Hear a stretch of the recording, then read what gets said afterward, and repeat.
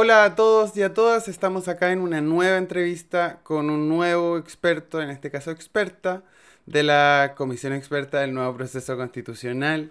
Estamos con Bettina Hort. Antes les quiero pedir que se suscriban al canal, le den like al video, vamos a seguir informando sobre este nuevo proceso constitucional, lo que ocurre ahora con la Comisión Experta y lo que ocurra posteriormente con el Consejo Constitucional. Invitación a todos a que vayan a votar el próximo 7 de mayo, voto obligatorio. Pero bueno, vamos a lo que nos convoca. Bettina Hort, ingeniera comercial y magíster en economía con mención en políticas públicas. Actualmente se desempeña como directora ejecutiva de Libertad y Desarrollo. Muchas gracias por estar acá, Bettina. Gracias, Danilo, por la invitación. Feliz de estar acá. Oye, partamos contando un poco lo que ha pasado el último tiempo en la comisión experta. Ayer estuvimos con Domingo Lovera hablando de más o menos temas de medio ambiente y cosas que vamos a tocar ahora, pero me gustaría contarle a la gente que ya se presentaron las enmiendas, más de 900, a las normas de consenso que fueron aprobadas hace ya 15 días más o menos en el pleno de la comisión experta. Y ya ahora se presentaron las enmiendas. En los próximos días, quizás ustedes están viendo esto un par de días después, ya van a estar listos los comparados, que es la que están escribiendo en este mismo momento, están armando los secretarios. Así que vamos a tener una gran discusión, larga discusión durante varias semanas sobre estas enmiendas y sobre cómo va a quedar y sobre cómo va a quedar el anteproyecto que le va a entregar la comisión experta al Consejo Constitucional. Betina, tengo una duda procedimental. ¿Ustedes piensan votar algo antes del 7 de mayo, el día de las elecciones del Consejo? A ver, la verdad que no hay un cronograma definido a partir del reglamento de acá Lo único que está definido es que acá el 6 de junio hay que entregar un texto al Consejo Constitucional que asume el 7, ¿no?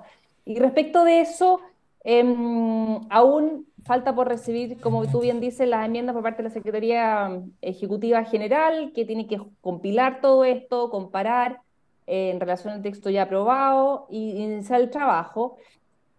No hay nada definido, lo que sí distintas personas han planteado, y a mí me hace mucho sentido, de que como la Constitución es un texto que tiene que ser armónico entre sus distintas partes, hay que ver las cosas en su conjunto. Entonces a mí me hace mucho sentido revisar todas las enmiendas de las distintas subcomisiones y al final de esa revisión comenzar con las votaciones, porque hay cosas que se cruzan, hay cosas que se complementan, hay cosas que tienen que reforzarse. Entonces, desde el punto de vista de la armonía de un texto y que haga sentido y sea coherente, a mí me hace mucho más fuerza la idea de que efectivamente se vote en una etapa más cercana hacia la segunda mitad de mayo, ¿no es cierto? No obstante, las conversaciones y las discusiones que uno vaya teniendo a partir ya de la próxima semana, cuando se conozcan las enmiendas en su conjunto. Una de las cosas que ha cruzado este nuevo proceso constitucional y que también cruza al menos dos subcomisiones. Tú integras la de derechos sociales, económicos, culturales y ambientales. Creo que lo dije bien, pero no en el orden correcto. Bueno, no sé. Es el Estado Social y Democrático de Derecho. Aquí el Estado Social y Democrático de Derecho es un principio en el anteproyecto que está en el capítulo 1 de Fundamentos, pero todos los derechos sociales, económicos, culturales y ambientales que tú estás viendo con tus colegas de la subcomisión, le dan forma a este Estado Social y Democrático de Derecho. ¿Qué ha pasado ahí en la discusión propiamente tal de tu comisión? La discusión también de elaboración de enmienda sobre los derechos. Porque abierta, o sea, públicamente se dio una muy rica discusión en el tema del derecho a la salud. Hubo diferencias políticas, ideológicas, que nutrieron y que son muy ricas para la discusión pública y el debate de ustedes mismos para elaborar el anteproyecto. Pero ¿cómo crees tú que se va a dar esta discusión sobre los derechos sociales en tu subcomisión? A ver, yo creo que efectivamente ahora hay un texto aprobado, ¿no es Ujú. cierto?, que tú planteabas. Y a partir de ese texto uno va incorporando enmiendas, mejoras, modificaciones, etcétera.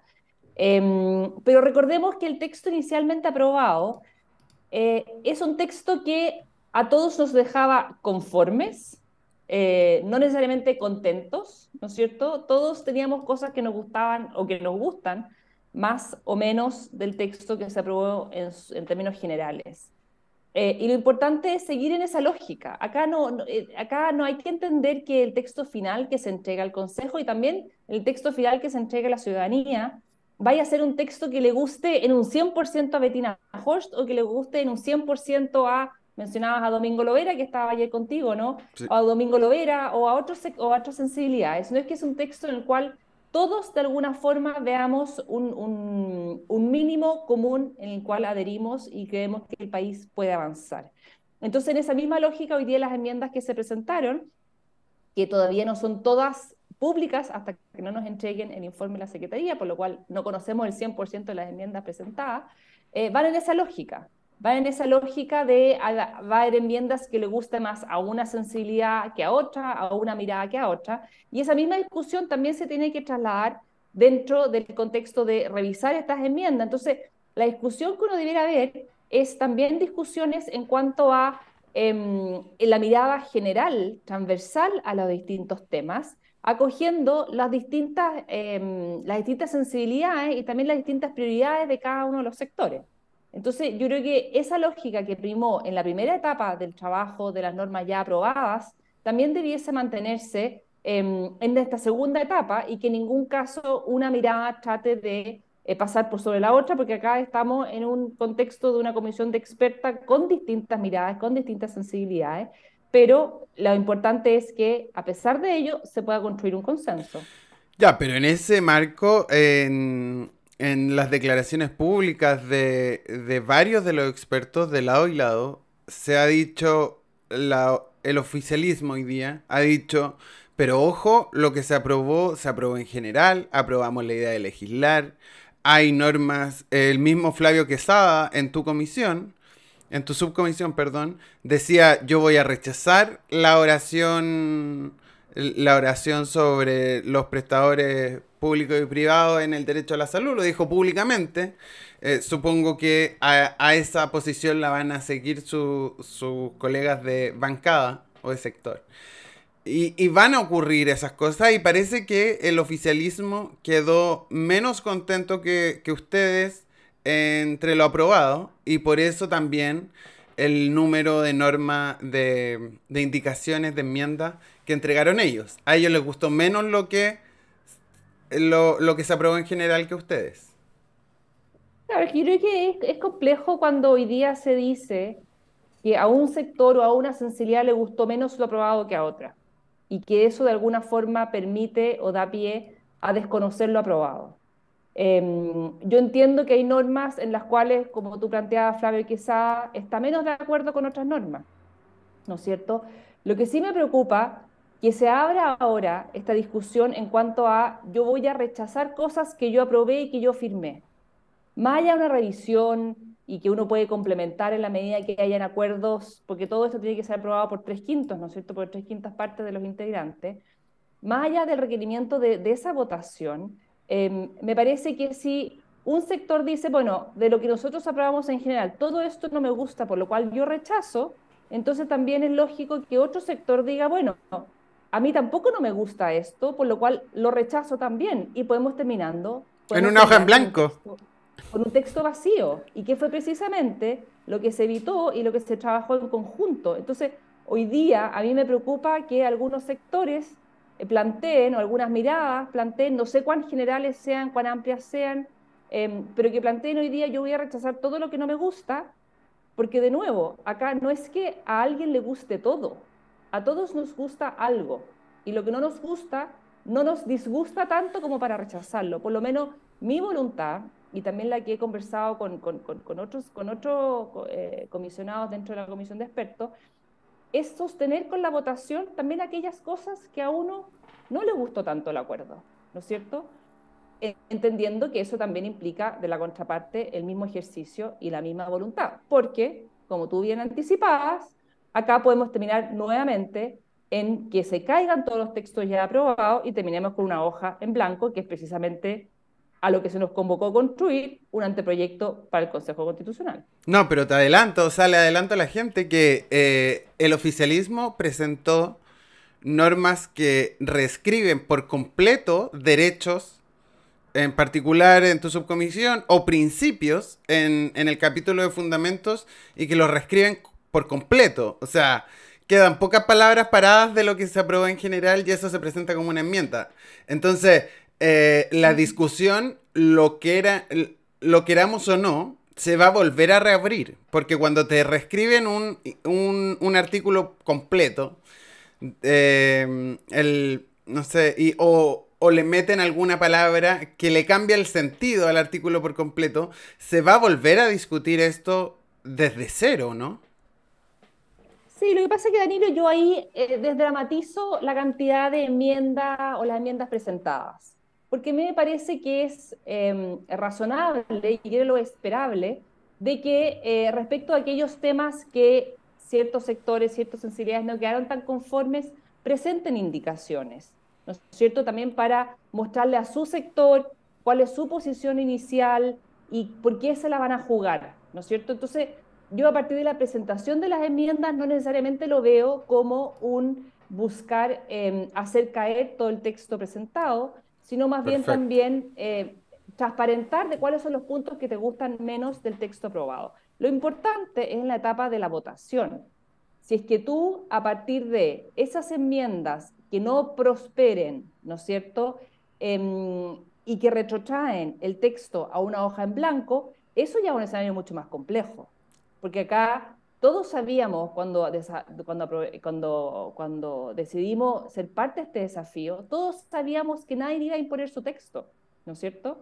Entonces todos sabíamos que teníamos que construir una mirada común. Y una parte importante de esa mirada común ya se construyó en el pasado. Entonces tú no puedes estar en un proceso de construir mirada común que cada cierto tiempo tú digas lo que era común para mí hasta ayer, hoy día ya no lo es, por lo cual partamos de nuevo. Entonces yo creo que eso es de mucho sentido común, de que así no se avanza y así no se logra efectivamente construir un texto que pueda ser presentado a la ciudadanía. Sí, dos Pero cosas. eso ya será responsabilidad de quienes estén por echar abajo lo ya aprobado. Claro, aquí dos cosas para cerrar con este tema y meternos en los temas más puntuales. Uno, que, claro, que obviamente esta comisión más o menos está dividida 12 y 12 y para aprobar las cosas en el Pleno necesitas 14 votos. Entonces, este nuevo proceso está construido para llegar a acuerdos. Los más grandes posibles, ojalá, y no robarle pirquinear, como se dice en el Congreso, dos votos y aprobar cosas, sino que el sistema empuja a generar grandes acuerdos. Y lo otro, respondiendo a lo que decía Betina sobre si te rechazan la enmienda que presentaste, da lo mismo el sector. Existe la posibilidad reglamentaria, que esto lo tuiteé hace varias semanas, existe la potestad reglamentaria de pedir votación separada. Entonces, por ejemplo, tú tienes el derecho a la vida. Derecho a la vida, tú presentas una indicación sobre el derecho a la vida y te rechazan la indicación sobre el derecho a la vida, pero tú al mismo tiempo pides votación separada sobre el derecho a la vida. Entonces amenazas, entre comillas, nadie ha usado esta palabra en la comisión experta, solo la estoy usando yo. Amenazas de, si no me apruebas la enmienda que te presenté, yo te pido votación separada y te rechazo el derecho a la vida completo. Y eso puede pasar con cada uno de los incisos de el texto y por eso el temor de al final quedarnos con una hoja en blanco a punta de... Porque cada sector lo puede hacer, entonces nos podemos quedar con una hoja en blanco al final. Bueno, es que lo que tú bien dices es el reglamento te da todas esas formas de votación y cómo se arma el texto, ¿no es cierto? Pero el reglamento finalmente no puede subsidiar o no puede arreglar la falta de acuerdo político de querer avanzar un texto en común. Entonces, si bien hoy día, vía reglamento, de las distintas sensibilidades, distintos sectores pueden echar abajo el texto, acá yo creo que hay que mantener el compromiso de llegar con un texto. Y acá ya se hizo un primer esfuerzo y ese se puede mejorar. Hay muchas enmiendas presentadas, muchas probablemente que también los mismos que lo presentaron saben que es más bien marcar una posición y no necesariamente algo que vaya a estar el día de mañana en el texto. Pero como tú bien dices, el reglamento efectivamente nos puede retrotraer a una hoja en blanco, por eso lo más importante, más allá del reglamento, lo importante es la voluntad de realmente llegar a acuerdo y llegar a una posición mayoritaria. Y ahí cuando tú planteas que esta comisión está más bien dividida, ¿no es cierto?, 12 y 12, efectivamente hoy día, si uno lo ve en relación al proceso fallido anterior, ¿no es cierto?, hay una sobrerepresentación de la gente que aprobaba con entusiasmo el texto rechazado. Entonces, sin duda, si bien la forma de nombramiento, el reglamento, etcétera, todo apunta a buscar mayorías más estables, consensuar textos, acercar posiciones, pero al final del día también partimos desde posiciones que ya fueron rechazadas en el pasado muchas veces. Cla- Entonces, eso sin duda es algo que está presente y tensiona permanentemente el debate. claro, pero la comisión experta refleja fielmente, diría yo, las distintas fuerzas del Congreso, que, como hemos dicho Exacto. en este canal, son los legítimos representantes del pueblo, duela a quien le duele. Efectivamente, efectivamente. Y esa es la distorsión que hay con respecto de la representación quizás que hubo en el plebiscito respecto del entusiasmo o no que había respecto al texto rechazado. Oye, y entrando en materia, a mí me cuesta entender qué diferencias, entendiendo que la base 4, si no me equivoco, habla de que los derechos los derechos que garantiza el Estado los va a poder entregar eh, públicos y privados, el Estado y privados. ¿Qué diferencia tendría con el actual estado de las cosas? Porque, por ejemplo, ayer Lovera me daba el ejemplo de, por ejemplo, la gratuidad en educación, independiente si estamos o no de acuerdo con esa política pública. Ahí hay un derecho que el Estado entrega, que es educación gratuita superior, y que te la da un público, te la da un privado, en el marco de acreditación, de no fijar que el Estado te fije el precio del arancel, etcétera, etcétera, etcétera. Pero existe esa prestación de parte de un privado, de un derecho que te otorga el Estado. Entonces, ¿qué diferencia tiene la vida de los chilenos hoy día con un Estado social y democrático de derecho como lo plantea la base constitucional y lo que ustedes van a plantear en el texto? Sí, a ver, acá claramente lo que se cambia en un texto, algo escrito en un papel, no necesariamente se va a traducir en un Big Bang o en un gran cambio, ¿no es cierto? Lo que yo más bien siento que acá lo que se recoge en esta nueva propuesta constitucional y que parte de esta base que fue consensuada también cuando se inicia este nuevo proceso, es de alguna forma llevar a la constitución un Estado cada vez más orientado a lo social que hemos venido construyendo en los últimos 30, 40 años. ¿No es cierto? Porque recordemos que muchas de las políticas públicas que hoy día tenemos han robustecido el área social del Estado. Vamos, por ejemplo, al tema de la pensión general garantizada universal, la PGU, ¿no es cierto? Que es una política pública que hoy día es la política pública que más recursos públicos involucra y que le entrega a prácticamente la totalidad, hoy día al 90% de la población, una pensión básica que hoy día se está discutiendo aumentar nuevamente. Entonces, hoy día la constitución vigente, si bien no habla de un Estado social, pero ha permitido el desarrollo de políticas sociales importantes y robustas, ¿no es cierto? Y hoy día eso de alguna forma es lo que se quiere recoger en la constitución, que me parece que también las constituciones tienen que reflejar cómo van evolucionando los estados, cómo van evolucionando las sociedades, y me parece bien que lo haga.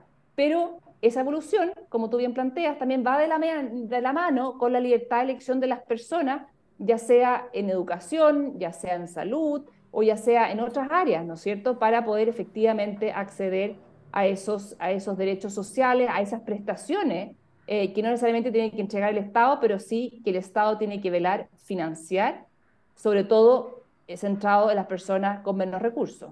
O sea, si es que esta nueva constitución llega a ser aprobada, por regla del juego, va a estar la frase Estado Social y Democrático de Derecho con la participación y libertad de elección entre público y privado. No cambia en la realidad la vía de... No la vía, porque eso suena muy profundo, pero como la prestación de los servicios que actualmente tenemos. A ver, lo que pasa es que uno quisiera, hay muchas cosas que hoy día efectivamente hay una carencia en la prestación del Estado, hay una carencia en la política pública, ¿no es cierto? Y eso tiene que quedar a nivel legislativo, a nivel de los recursos de los que se disponen. Hoy día la Constitución vigente en nada ha prohibido desarrollar esa política social, ese Estado más enfocado en lo social. Y lo importante es que el día de mañana tampoco lo haga, tampoco restrinja los espacios del sector privado, tampoco ata de manos al Estado. Lo que sí es, al ponerlo en la Constitución, le da una priorización mayor.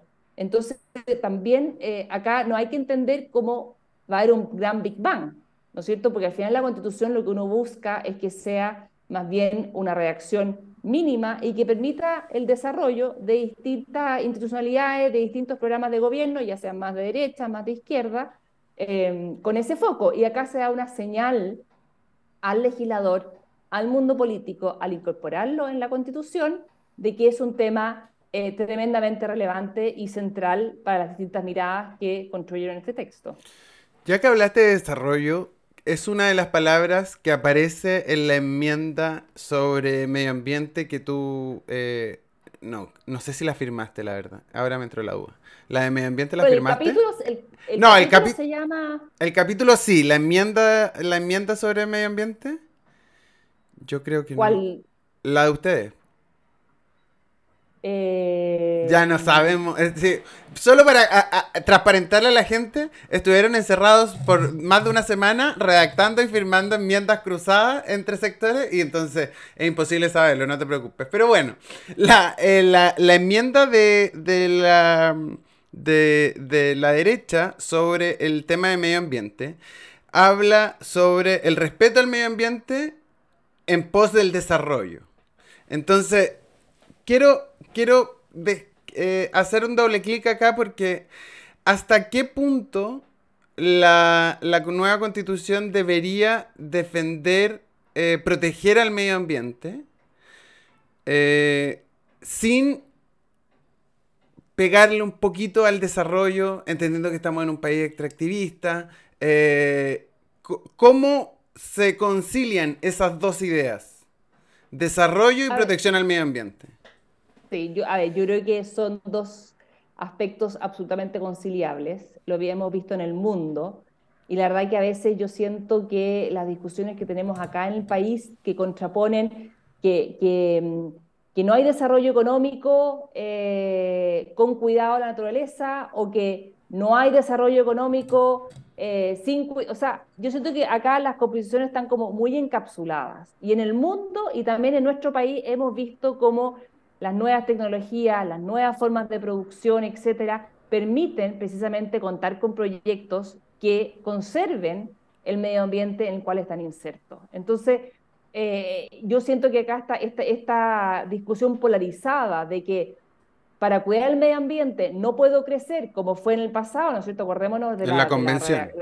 de la convención que hablaba de crecimiento como la única forma para proteger el medio ambiente. Yo creo que son posiciones absurdas, porque ellos dicen, oye, da lo mismo el medio ambiente, acá lo que importa es seguir creciendo.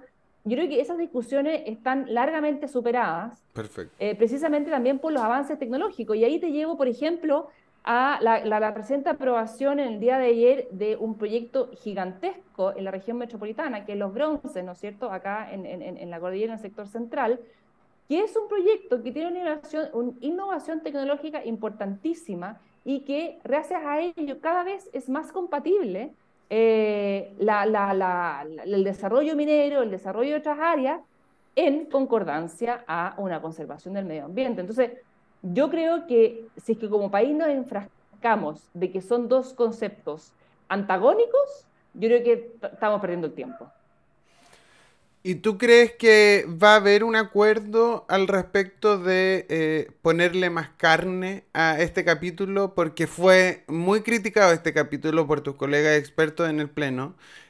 Lo más, lo más, lo menos fuerte que le dijeron fue que era flojo este capítulo de tres artículos.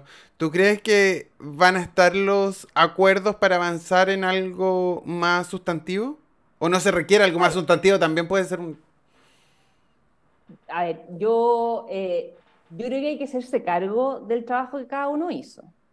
Y ahí también yo lo planteé cuando votamos ese capítulo 13, más allá de ponerle flojo, escuálido, etcétera. No fue por un Hubo problema. muchos adjetivos en ese capítulo, en esa Sí, discusión. pero precisemos, lo que pasó ahí fue que efectivamente no fue por falta de consenso, fue por falta de tiempo. Porque nos tomó tanto tiempo la redacción del tema de derechos sociales, que era el texto en el fondo del capítulo 2 de la propuesta constitucional, que cuando llegamos al capítulo 13 ya nos quedó menos tiempo, entonces presentamos algo mínimo con el compromiso en conjunto de trabajar algo más robusto en la segunda etapa que se venía ahora. En muchos temas no hubo mayor carne, como se dice, precisamente porque por falta de tiempo. Recordemos que estuvimos 2 o 3 semanas nomás a cargo de construir, no sé, quizás el 80% del texto de una propuesta constitucional, que tampoco la gente se olvida los tiempos, pero no es tan fácil. Y estaba ese compromiso. Y la verdad que yo lamento que en esta etapa para las enmiendas, al interior de nuestra comisión no hubo voluntad para sentarnos en una mesa para conversar una propuesta de consenso o ver si había alguna alternativa de consenso. Por distintos motivos eso no se logró dar y finalmente ingresaron indicaciones separados al interior de la misma comisión, que yo creo que hubiese sido mejor haber hecho una propuesta en conjunto, pero bueno, no estaban las voluntades, no estaban los tiempos y finalmente se llegó con textos separados. Sí, igual recordemos que de las 4 subcomisiones, la única que presentó indicaciones de consenso entre los miembros de la comisión fue función jurisdiccional y órgano autónomo, porque ya habían discusiones avanzadas al respecto. Oye, para terminar con el tema de medio ambiente, el tema de agua es algo que también está en discusión. Esta es una de los artículos, perdón, de la enmienda que te da como ejemplo de que fue escrito casi de nuevo en la indicación del oficialismo. Aquí también va a haber un tema importante en tu subcomisión. A ver, claro, hubo ahí un texto que se propuso en conjunto. Yo no he visto en detalle las indicaciones, pero de la discusión pública se anticipaba también que era un tema más complicado para ciertos sectores, pero yo creo que es importante acá que prime no la radicalización y tampoco nos reflotemos los fantasmas y los problemas de la convención pasada. Y el tema de aguas fue un tema importante, ¿no es cierto? Así como fueron muchos otros aspectos, pero en el tema de aguas, cuando se hablaba del tema de derecho de propiedad o no sobre agua, y además recordemos también que hace poco se aprobó un nuevo código de agua en forma transversal en el Congreso, y a mí me parece que el texto constitucional tiene que ir en la línea de lo que se aprobó en ese momento ahí en el Congreso, que fue hace 2, 3 años atrás. Sí, no, En, se publicó hace un año. Las primeras semanas de Boric se publicó el nuevo código de agua. bueno, es más reciente aún. Entonces, está bien, como yo te decía al comienzo, es legítimo, es razonable, era esperable mostrar indicaciones distintas también para mostrar los puntos de diferencia con el texto inicialmente trabajamos, pero eso a mi modo de ver no quita que después uno debiese esperar que se sostenga con el voto lo que ya se aprobó inicialmente, En una línea... porque si no, Ah, volvemos dale. a la hoja en blanco. Sí, claro. En una línea, ¿minería va a estar en este nuevo texto constitucional? Minería, ¿cómo? Minería está en vigente y va a estar en el próximo. No, minería, como un estatuto minero. Por ejemplo, en la discusión de la convención anterior, los gremios mineros se enojaron porque no quedaron en el texto, porque quedaba todo al arbitrio de la ley, por ejemplo. Bueno, hoy día el texto ya que fue aprobado por unanimidad en el pasado habla de derecho de propiedad de materias de minería y de también de otros salares, etcétera, ¿no es cierto? Eso hoy día ya está, así que uno esperaría que eso siga estando. Se quede. Oye, para terminar, derechos económicos. ¿Cuáles son las grandes innovaciones, crees tú, que tiene el texto aprobado en general en comparación con la constitución vigente? ¿Y qué cambios ustedes ingresaron como enmiendas para discutir estas próximas semanas en derecho económico? Yo, solo para dar un poco de contexto, recuerdo la gran innovación En derecho económico hubo mucha discusión al respecto en la convención anterior, pero pusieron la palabra emprender en el texto de la nueva constitución y había un par de gremios muy felices por esa palabra, que no sé si suma demasiado, pero bueno. ¿Cuáles son las grandes innovaciones en este aspecto en el texto aprobado en general? Y las enmiendas. A ver, lo que pasa es que con el ejemplo que tú pones es muy bueno, porque la verdad que uno quisiera hacerle guiños, ¿no es cierto?, o fortalecer, poniendo ciertas cosas en la Constitución, pero la Constitución no es un listado Claro. de deseos. Termina La siendo un árbol de Constitución, Pascua esto.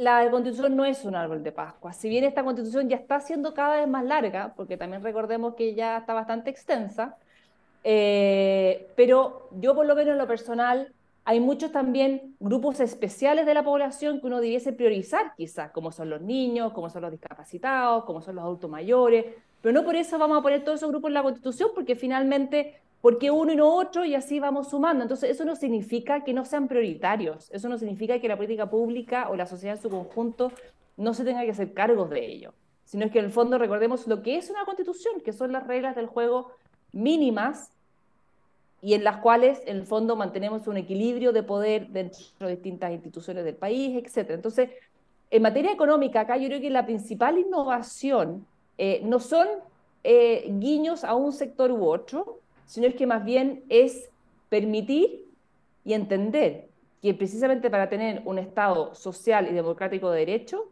eso no se logra sin progreso y sin desarrollo económico. Y acá lo que uno busca es que la Constitución esté en las bases para que ese sector privado, para que el desarrollo económico no se vea entorpecido por ciertas limitantes que puedan estar en la Constitución, sino es que más bien que establezca ciertas exigencias de ese desarrollo privado, como por ejemplo la competitividad con el medio ambiente, ¿no es cierto? La libre competencia, que fue también lo que se incorporó acá en el nuevo texto, que no es un guiño a un sector, sino es un guiño a un principio que responde a la necesidad de un sector privado importante y fortalecido, porque la historia de nuestro país y la historia del mundo nos ha demostrado que solo en la medida que haya un sector privado que sea fuerte y que genere empleo y progreso, vamos a poder tener programas sociales y un Estado social de derecho que efectivamente se haga cargo de las debilidades que hoy día tenemos en el país. Me voy con esa tremenda frase, Betina. Muchísimas gracias por estar acá. Nos vemos en los pasillos del Congreso muy pronto. ¿Cuándo tiene subcomisión? No está citada todavía porque todo va a depender de De la tarea de cuándo. los secretarios. Y para ser súper justo, Exactamente. la tarea del secretario de la comisión, la subcomisión de Betina, Derechos Sociales, es la mayor pega. Es el que tiene más trabajo, el secretario. Está bien, así. Así que lo único que está claro es que el 6 de junio hay que entregar un texto y por lo menos de mi voluntad, de mi parte y mi voluntad está de entregar un texto robusto y que le haga sentido a la sociedad y no volver a una hoja en blanco que por lo que tú planteas quizás algunos quisieran empujar. Muchas gracias a todos por llegar hasta acá. Suscríbanse, denle like al video. Vamos a estar informando sobre este nuevo proceso constitucional, lo que está haciendo la Comisión Experta y próximamente el Consejo Constitucional. Muchas gracias, Betina, por estar acá. Un abrazo. Gracias, Danilo, que estés muy bien. Chao.